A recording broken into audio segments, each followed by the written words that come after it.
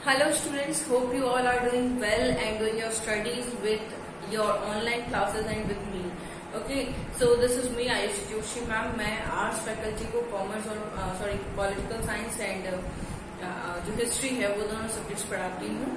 और इसके अलावा जो है हम ऑनलाइन क्लासेस ऑलरेडी जनरेट कर रहे हैं जिसके अंदर हम लोग हिस्ट्री और पॉलिटिकल की क्लासेस को डिस्कस कर रहे हैं। 12th आर्ट्स के स्टूडेंट्स, इंग्लिश मीडियम के स्टूडेंट्स ये ध्यान रखिए कि जो भी चीजें आपको यहाँ बोर्ड पे करवाई जा रही है उन सभी को आपको नोट करना बहुत जरूरी है। आपको नोट्स बनाने हैं उनके, आपको उन नोट्स को मेरे साथ शेयर करना है व्हाट्सएप पे। गर्ल्स के आ रहे हैं मेरे पास में वर्क, बॉयज के वर्क नहीं आ रहे हैं मेरे पास में। आपसे फिर कह रही हूँ कि फिर कोई स्ट्रिक्ट एक्शन लिया जाएगा, इससे पहले आप अपने वर्क को मेरे साथ में शेयर कीजिए, नोटबुक में करें, ठीक है। आज का जो हमारा फर्स्ट क्लास है वो किसकी है? पॉलिटिकल साइंस की। पॉलिटिकल साइंस में हमने यूनिट 2 कंप्लीट कर ली है, यूनिट 1 एंड 2, जिसके अंदर हमने यूनिट 1 में पढ़ा था religion, power, authority, equality, liberty, ये सारी चीजें, जस्टिस, ये सब चीजें हमने फर्स्ट यूनिट में पढ़ी थी। यूनिट 2 पूरी तरीके से बेस्ड था पॉलिटिकल्स पे, political participation, political socialisation and political culture. तो ये चीजें हमने ऑलरेडी लास्ट वीडियो तक कंप्लीट कर ली है। आज हम यूनिट 3 स्टार्ट करने जा रहे हैं। यूनिट 3 का जो फर्स्ट चैप्टर है आपका वो है लिबरलाइजेशन। लिबरलाइजेशन बहुत इजी है, बहुत इजी। लिबरलाइजेशन का होता है उदारवादिता। आपको कॉन्स्टिट्यूशन ने इतने अधिकार दे रखे हैं कि आप अपनी किसी बात को कह सकते हैं, तो वो है लिबरलाइजेशन। कॉन्स्टिट्यूशन का लिबरलाइजेशन मतलब कॉन्स्टिट्यूशन आपके प्रति क्या है? लिबरल है, उदार है, ठीक है। अब मैं आपको बताती हूँ इसकी डेफिनेशन क्या होती है। It is the theory. देखिए वैसे तो लिबरलाइजेशन की डेफिनेशन देना बहुत टफ है, लेकिन क्योंकि लिबरलाइजेशन हर फील्ड में होता है, आप किस फील्ड को मान के उसकी डेफिनेशन देंगे, हर फील्ड में लिबरलाइजेशन देखने को मिलता है ना। तो एक परमानेंट डेफिनेशन हम यहाँ पे देख लेते हैं जो कि दी गई है किसके द्वारा? सार्टोरी द्वारा। सार्टोरी द्वारा डेफिनेशन दी गई है। ये क्या दी है उन्होंने definition? It is the theory and practice of individual liberty, judicial defence and constitutional state. Constitution level पे या जुडिशियल लेवल पे या इंडिविजुअल लेवल पे जो लिबर्टी दी जाती है, आपको अधिकार है कि आप देश में कहीं पर भी घूम सकते हैं। क्यों? क्योंकि आपको कॉन्स्टिट्यूशन ने अधिकार दिए हैं। आपको अधिकार है कि आप फ्रीडम ऑफ जो है स्पीच का अधिकार है, आपको बोलने का अधिकार है। तो क्यों है? क्योंकि आपको कॉन्स्टिट्यूशन ने दिए हैं। आप अपने खुद के डिफेंस में, खुद के लिए आप लड़ सकते हैं। तो ये क्या है? जुडिशियल डिफेंस है। आपको जुडिशियल सर्विसेज इतनी मिली है कि आपके साथ कोई चोरी लुटेरी कुछ हो जाता है, आपके साथ रॉबरी हो जाती है, तो आप पुलिस के पास जा सकते हैं, आप कोर्ट में जा सकते हैं। क्यों जा सकते हैं? क्योंकि आपको लिबरलिज्म दिया गया है, लिबर्टी दी गई है। किस चीज की? Judicial defence. समझ में आ रहा है? इसके अलावा आपको घूमने फिरने, बोलने चलने सभी चीजों का अधिकार है, वो इंडिविजुअल लिबर्टी होगी। इस तरीके से जब भी इंडिविजुअल लिबर्टी, जुडिशियल डिफेंस या कॉन्स्टिट्यूशनल स्टेट के बेसिस पे आपको लिबर्टी प्रोवाइड की जाती है या आपको उदारवादिता दर्शाई जाती है आपके प्रति, या आपको उदार व्यवहार आपके प्रति दर्शाया जाता है, तो वो क्या कहलाता है? लिबरलिज्म, ठीक है। ये कब ओरिजिन हुआ, इसका विकास कब हुआ? देखो लिबरलिज्म बहुत पहले सुकरात ने सबसे पहले इसके बारे में बताया था, तो वो 16वीं शताब्दी में बताया, लेकिन फिर उस समय इसके ऊपर ज्यादा कंसिडर इसको नहीं किया गया। फिर आए प्लेटो ने सुकरात की थ्योरी को और भी अच्छे से एक्सप्लेन किया। तब 17वीं शताब्दी में हम कह सकते हैं इसका ओरिजिन माना जाता है, क्योंकि इसको सुकरात ने जब बताया था इस थ्योरी को 16वीं सेंचुरी में, तब इसकी कोई महत्वता नहीं थी, इसको कोई वैल्यू नहीं दी गई थी। लेकिन 17वीं शताब्दी में प्लेटो आए, जॉन लॉक आए, रूसो आए, मॉन्टेस्क्यू आए, इन सब जो फिलोसोफर्स थे इन सब ने इस थ्योरी को हवा दी। तो हम कह सकते हैं 16वीं और 17वीं शताब्दी में क्या हुआ? लिबरलाइजेशन का ओरिजिन हुआ, मतलब शुरुआत हुई, उसका उद्भव हुआ, ठीक है। अब लिबरलाइजेशन कितने फॉर्म्स में देखी जाती है, क्या टाइप्स या फॉर्म्स होते हैं इसके? तो 2 फॉर्म होते हैं, एक होता है ट्रेडिशनल और एक होता है मॉडर्न। ट्रेडिशनल फॉर्म क्या होता है? भाई आपसे ये कह दिया किसी ने कि आपके जो हम कह सकते हैं दादा परदादा है, वो ये चीज करते चले आ रहे हैं, तो आपको भी करनी चाहिए, तो ये क्या हो गया? ट्रेडिशनल। आपको बहुत पुराने टाइम से राजा महाराजा भी ये करते आ रहे हैं कि कोई एक गलती पे आपको माफ कर दिया। तो कॉन्स्टिट्यूशन भी क्या करता है, आपको छोटी गलती पे या एक गलती के ऊपर आपको थोड़ा माफ कर दिया जाता है। फिर उसके ऊपर अगर आपने फिर से वही गलती दोहराई है तो आपके ऊपर उस चीज का प्रभाव देखने को मिलेगा, है ना। तो मतलब ट्रेडिशनल का क्या होता है, जो ऐसी उदारवादिता जो बहुत पहले से चली आ रही है, ऐसी चीजें जो बहुत पहले से। तो ये किसने बताई थी हमें, प्लेटो, मॉन्टेस्क्यू, है ना, रूजो, और इसके अलावा कौन है, जॉन लॉक। जॉन लॉक तो इम्पोर्टेंट है इस थ्योरी के लिए। तो जॉन लॉक है, मॉन्टेस्क्यू है, प्लेटो है, रूजो है ना। तो इन सब ने इस थ्योरी को बताया था। उसके बाद में आती है क्या, मॉडर्न थ्योरी। मॉडर्न थ्योरी क्या है, टोटली ऐसी थ्योरी जो 19वीं शताब्दी के बाद आई, 19th सेंचुरी के बाद। 16-17 शताब्दी में जो चली वो तो थी ट्रेडिशनल थ्योरी, लेकिन उसके बाद जो आई एक नई थ्योरी जो उद्भव हुई वो 19वीं शताब्दी के बाद हुई। मतलब अब election procedure, constitutional procedure, election कैसे देना है, डेमोक्रेसी क्या होती है, ये सारी चीजें, आपको वोट देने का अधिकार है। क्या ये अधिकार 16-17 शताब्दी में आ गया था? नहीं, ये अधिकार आया था 19वीं शताब्दी में। तो ये क्या है, मॉडर्न लिबर्टी, मॉडर्न लिबरलाइजेशन, अपना नेता खुद चुनने का अधिकार, ये मॉडर्न है ना। तो liberalisation is divided into two parts, or it is a form of liberalization. And if we will go through the forms of liberalization, we can see that there are two types of liberalization. First one is traditional liberalization, and second one is modern liberalization. Traditional liberalization, which is totally based on the theory of Plato, Montesquieu, Rousseau, John Locke, and other philosophers, which was given in 16th and 17th century. But if we will talk about the modern liberalization, that we will see that the theory based on modern liberalization is totally based on 19th century. After 19th century, what are the basic changes and what were the basic changes that was seen in liberalization is the form of modern liberalization. Got it? ठीक है, अब हम बात करते हैं इसकी characteristics की। क्या क्या कैरेक्टरिस्टिक्स होते हैं? कैरेक्टरिस्टिक्स जो होते हैं नेगेटिव, लिबरलाइजेशन या लिबरलिज्म भी दो तरह के होता है, एक होता है नेगेटिव और एक होता है पॉजिटिव। नेगेटिव लिबरलिज्म का क्या रोल है, तो देखिए, faith in human liberty, human liberty के अंदर विश्वास होता है, मानवों को इतनी आजादी होनी चाहिए, मानवों को इतनी छूट होनी चाहिए, ठीक है। फेथ इन इंडिविजुअल लिबर्टी, हर इंसान को अधिकार होने चाहिए, हर इंसान को छूट होनी चाहिए अपनी जो चाहता है वो करने की, है ना। इसके अलावा फ्रीडम फ्रॉम द रिलीजियस, आप धर्म में, मेरा जन्म इस धर्म में हुआ है तो इस धर्म में बंधे रहना नहीं, आपको फेथ, आपकी फेथ और आपके जो हम कह सकते हैं कि आपका क्या मन किस चीज के लिए होता है रेडी, आप उस धर्म को अपना सकते हैं। आप किस धर्म को अपनाना चाहते हैं आप उसे अपना सकते हैं, ठीक है। इसके अलावा support of international peace, international level पे शांति व्यवस्था बनाए रखने का जो सपोर्ट है वो आता है इस नेगेटिव लिबरलिज्म के अंदर। और इसके अलावा आप ह्यूमन राइट्स, मानवों के अधिकार, आप कहते हैं ना भाई उसको अधिकार है बोलने का, वो बोल सकता है। क्यों अधिकार है? क्योंकि उसको ह्यूमन राइट्स मिले। समझ में आ रहा है? तो वो नेगेटिव लिबरलिज्म का एक पार्ट है, उसके कैरेक्टरिस्टिक्स, ठीक है। अब बात करेंगे लिबरलिज्म और फिलोसॉफी की। किसकी फिलोसॉफी? जॉन लॉक की। मैंने अभी बताया जॉन लॉक की थ्योरी, फिलोसॉफी जो है वो बहुत इंपॉर्टेंट है। क्या कनेक्शन है जॉन लॉक की फिलोसॉफी का लिबरलिज्म के साथ? तो देखिए, जॉन लॉक जो कि एक फेमस ब्रिटिश थिंकर रहे हैं 17वीं शताब्दी के, उन्होंने ये बताया हमें। अच्छा, ये बता देते आपको, फिलोसॉफियंस के जो फादर है, फिलोसॉफियन फादर कौन है? John Locke. ये ध्यान रखना, फादर ऑफ फिलोसॉफी, फिलोसॉफियन, ठीक है। फादर ऑफ फिलोसॉफियन लिबरलिज्म, मतलब लिबरलिज्म के फिलोसॉफी के जो जनक हैं वो कौन है? जॉन लॉक है, ठीक है।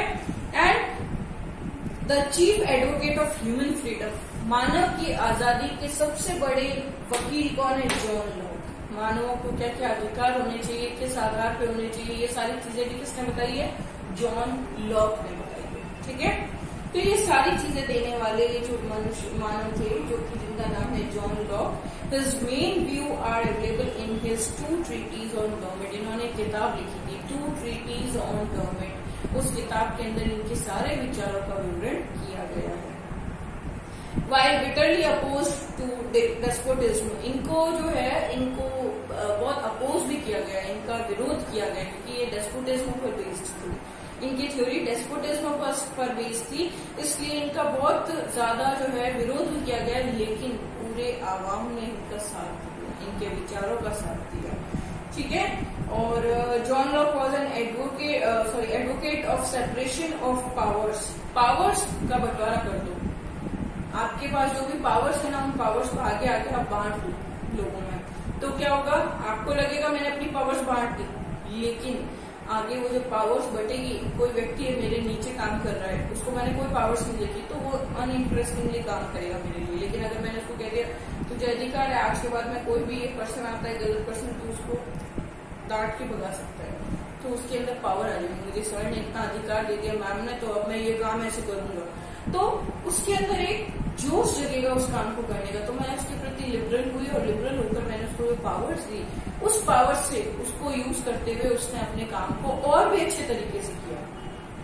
तो ये सारी चीजें, ये जो पावर की थ्योरी, सेपरेशन ऑफ पावर, ये किसने दिया है, John lock. Separation of power की थ्योरी किसने दी है, जॉन लॉक। ठीक है। उसके बाद में the end of the state is to remove the obstacle that hinder the development of the individual. हर इंसान की डेवलपमेंट, विकास के अंदर कोई भी बाधा उत्पन्न होती है, तो उन सारी चीजों को मिटाने का काम जो है करना चाहिए, ये किसने कहा, जॉन लॉक। ठीक है। अब इस नेगेटिव लिबरलिज्म में जो बताया हमें जॉन लॉक ने, जो नेगेटिव लिबरलिज्म का थ्योरी दी, इसके कुछ आलोचनाएं भी। क्या आलोचनाएं हैं, इन द सोशल एरिया, अगर सामाजिक तौर पे बात करें तो maximum individual liberty is against the morality. अगर हर इंसान को आपने कह दिया तो आजाद है, तो वो हर इंसान अपने लेवल पे गलत फायदा उठाएगा उस आजादी का, और अपने स्तर पे गलत काम करना शुरू कर देगा, तो ये लिबरलिज्म सही नहीं है। ठीक है। लिमिटेड लाइबिलिटी दिए ऑफ स्टेट। स्टेट की तो लाइबिलिटी कुछ है ही नहीं, हर इंसान को आजादी दे दी, तो राज्य क्या करेगा, तो सरकार क्या करेगी उस सोसाइटी को विकास के लिए, वो तो जैसे ही विकास करने जाएगी हर कोई जाएगा हमारे पास अपने अधिकार खुद है, हम अपने आप देखेंगे, है ना। तो इस थ्योरी को चेंज करना पड़ेगा, ये थ्योरी इस नेगेटिव लिबरलिज्म से क्रिएट होती है। ठीक है।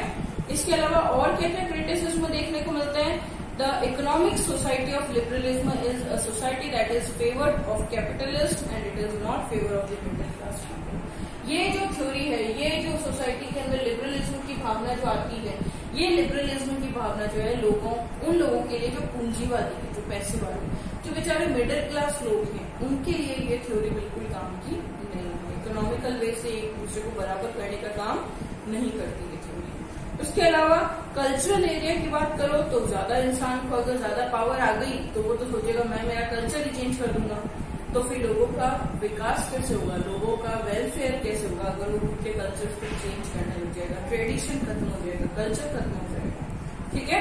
तो ये कुछ अवगुण भी है, क्रिटिसिज्म भी, आलोचनाएं भी है। अब मॉडर्न और कंटेम्प्रेरी लिबरलिज्म की बात करते हैं। अभी तो हमने ट्रेडिशनल की बात की है, अब हम मॉडर्न लिबरलिज्म पे आएंगे। ठीक है। अच्छा, ट्रेडिशनल को जो है क्या बोलते हैं, इसको नेगेटिव लिबरलिज्म भी कहा जाता है। ठीक है। मॉडर्न लिबरलिज्म की अब अपन बात करेंगे। Modern liberalism is basically the beginning of 20th century और 19th सेंचुरी के एंड में। इसकी शुरुआत कब हुई, 19वीं शताब्दी की एंड हो चुका था और 20वीं शताब्दी शुरू हो चुकी थी, तब इसका विकास हुआ मॉडर्न लिबरलिज्म का। ठीक है।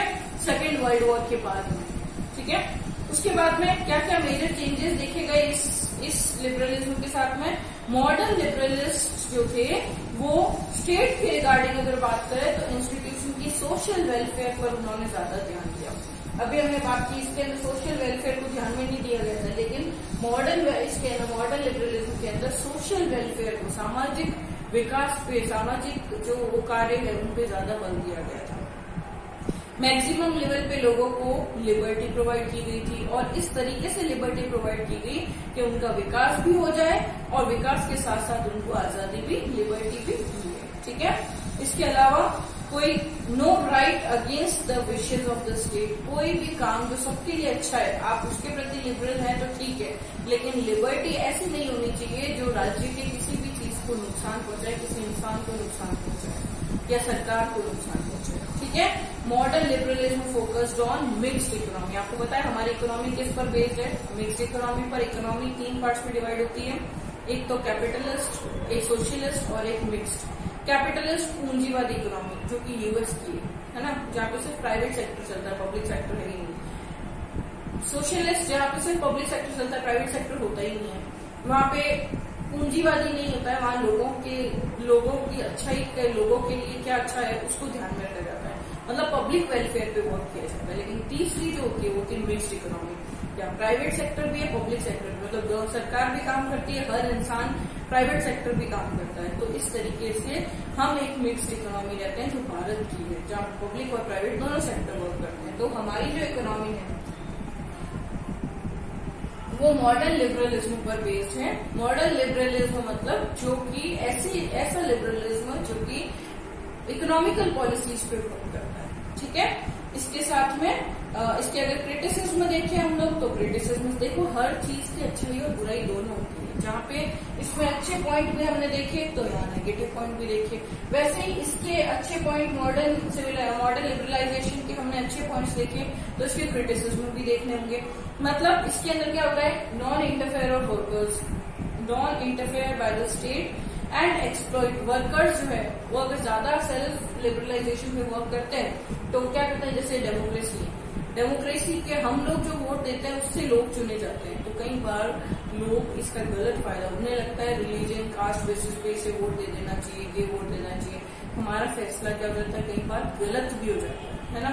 तो इस गलत फैसले के आधार पर अगर हम बात करें तो हम कहीं ना कहीं गलत होते हैं, ठीक है। तो ये कहीं ना कहीं नुकसान भी पहुंचाती है हमें। इसके अलावा पॉलिटिकल डेमोक्रेसी को स्प्रेड करती है ये। इसके अलावा पावरफुल इंस्टीट्यूशन को बनाती है जो कि कहीं ना कहीं राज्य के लिए खतरा पैदा करता है, देश के लिए खतरा पैदा करता है। इसके अलावा जो कुछ लोग हैं उन्हीं के हाथ में सारा पैसा जाता है, उन्हीं के हाथ में सारी पावर्स जाती है ना। सरकार हर किसी के प्रति लिबरल थोड़ी होती है, कुछ लोगों के प्रति होती है जो बहुत ज्यादा पावरफुल होते हैं, कैपिटलिस्ट पर बेस होते हैं, है ना। इसके अलावा सोशल जस्टिस के खिलाफ होता है, सामाजिक तौर पे जस्टिस नहीं देखी जाती है। अगर किसी दो जनों की लड़ाई हो गई, मैंने एक से कह दिया कि एक ने बहुत बुरा मारा है, दूसरा वाला इनोसेंट है, तो वो मुझसे क्या जो है मुझसे उम्मीद करेगा कि मैं सही डिसीजन लूंगी। लेकिन अगर मैंने कह दिया कि भाई तुमने गलत किया है लेकिन ध्यान रखना आगे से, तो वो दूसरा जो है वो क्या करेगा कि मैम ने सही डिसीजन लिया। क्यों नहीं लिया? क्योंकि मैंने तो लिबरलिज्म दिखाया, मॉडर्न लेवल पे लिबरलिज्म शो किया, लेकिन मैंने ये कहा कि तुम गलत हो, लेकिन तुम्हें एक चांस दिया जा सकता है आगे और सुधारने के लिए, और तुम ऐसा करो, ये करके छोड़ दिया। उसने ये नहीं देखा कि मैंने क्यों कहा, और मैंने ये नहीं देखा कि वो मुझसे क्यों उम्मीद कर रहा था, तो मैंने गलत डिसीजन भी ले लिया कहीं ना कहीं, है ना। उसके बाद में ये गरीब और अमीर के बीच में बहुत ज्यादा डिफरेंस क्रिएट कर देता है, बहुत ज्यादा डिफरेंस क्रिएट कर देता है, ठीक है। तो ये जो चीजें आज हमने देखी है ये पूरी तरीके से लिबरलिज्म पर बेस्ड है, ठीक है। आप उम्मीद करती हूँ आपको चीजें समझ में आई हैं। लिबरलिज्म से रिलेटेड कोई भी इश्यू है आपको जो आपको लगता है कि मुझे आपको समझ में नहीं आया, आप मुझे व्हाट्सएप पे पर्सनली मैसेज कीजिए, आपको उसका आंसर मिल जाएगा, ठीक है। इसके अलावा अगर मैं बात करूं इम्पोर्टेंट क्वेश्चंस की, यस इसके क्वेश्चंस आप नोट कीजिए, जो मैं बोल रही हूँ वो क्वेश्चंस नोट कीजिए। सबसे पहले तो लिबरलिज्म की डेफिनेशन मैंने यहाँ दी, लिबरलिज्म की डेफिनेशन। उसके अलावा right the forms of liberalism, when was liberalism originated, give 3 points or I can say positive points of negative liberalism and give 3 criticism of negative liberalism, ठीक है।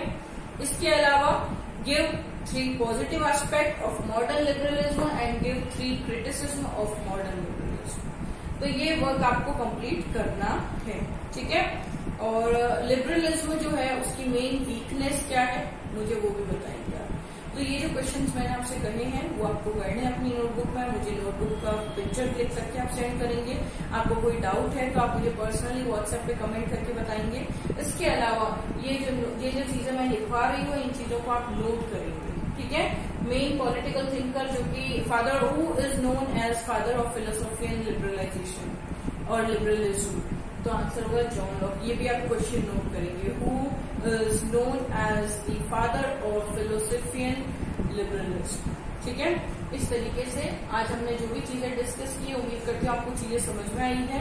एक चैप्टर हमारा इतना ही था, ये चैप्टर लिबरलिज्म किसे कहते हैं, इसका इसको कितने पार्ट्स में, फॉर्म्स में डिवाइड किया गया, कब ओरिजिन हुआ इसका, लिबरलिज्म का और फिलोसॉफी का क्या लेना देना है, इसके बारे में पढ़ा। इसके अलावा ट्रेडिशनल लिबरलिज्म जो है, या हम कह सकते हैं नेगेटिव लिबरलिज्म इसको, तो इसके बारे में बताइए, इसके नेगेटिव और पॉजिटिव एस्पेक्ट, और जो मॉडर्न जो लिबरलिज्म है इसके बारे में भी आप बताइए। इसके साथ ही जॉन लॉक का क्या रोल था लिबरलिज्म के अंदर, ये सारी चीजें, तो हमने ये सारी चीजें आज डिस्कस की। ठीक है, आपको चीजें समझ में आई है तो आप इनको नोट कीजिए, इनको स्क्रीनशॉट ले लो और साथ में नोट भी करो।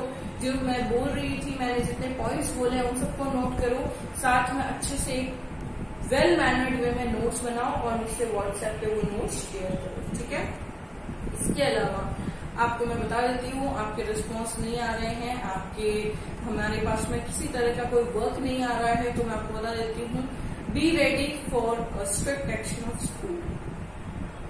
ठीक है, आपकी ऑनलाइन क्लासेस जो मेहनत की जा रही है वो इसलिए नहीं की जा रही है कि आप उस पर वर्क ना करें, ये इसलिए की जा रही है कि आप इन सब पर वर्क करें। ठीक है, thanks for being with me, bye, take care. जो क्वेश्चंस मैंने आपसे कहे हैं आप उन क्वेश्चंस को करेंगे, और मैं आपकी स्क्रीन पर जो है मल्टीपल चॉइस क्वेश्चन बता देती हूँ, आप उनके स्क्रीनशॉट ले लीजिए और उनको वर्क कर लीजिएगा। ठीक है, मैं आपको बता देती हूँ एक बार आपके मल्टीपल चॉइस क्वेश्चंस। इन क्वेश्चंस को आप नोट कीजिए और नोट करने के साथ ही इसके आंसर्स जो हैं वो आप मुझे डिपॉजिट करेंगे।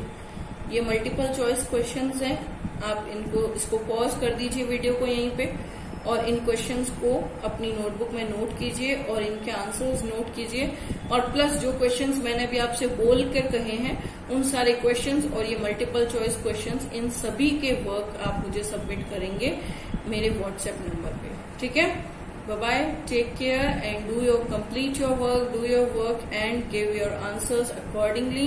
Always attend the classes because these classes are very important for your board exams, and we all teachers are working here only for your examinations. और मैं आपको बता देती हूँ, आपको पता भी नहीं चलेगा कब टाइम स्पेंड हो जाएगा, और आपका टाइम स्पेंड होने के साथ ही आपका ये टाइम चला जाएगा जिस समय आपको मैक्सिमम तैयारी करने का मौका मिल रहा है बोर्ड के अकॉर्डिंग, और फिर पता चलेगा बोर्ड एग्जाम्स आपके सिर पर आ चुके हैं, है ना।